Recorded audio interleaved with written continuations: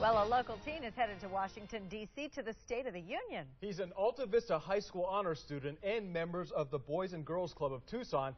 He gets to attend the address with U.S. Representative Martha McSally. News 4 Tucson's spoke with McSally and caught up with the honor student during his layover in Chicago for this report, new at 6. The Roy Drachman clubhouse here has been like a second home to Gilbert Valenzuela. He's been a member here for the last 10 years. He says he's now in Washington, putting into practice what he's learned here. Which is like the manners I picked up, the work ethic, leadership skills. Today, the 17-year-old Alta Vista High School student sat in a plane. Tomorrow, he'll be sitting next to U.S. Representative Martha McSally at the nation's capital. The President of the United States. Thank you.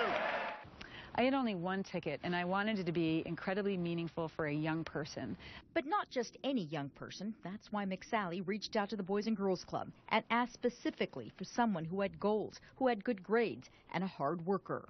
He's volunteered and he's shown strong leadership and commitment to our community.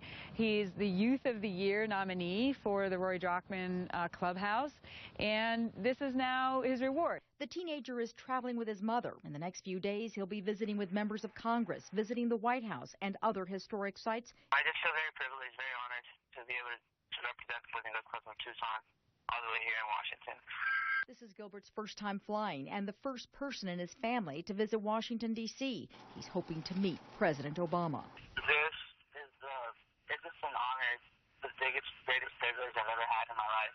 So when Gilbert returns from his Washington, D.C. trip, Representative McSally wants him to come back to the clubhouse and share his experiences with the other club members so that one day they, too, will have the privilege of traveling to our nation's capital.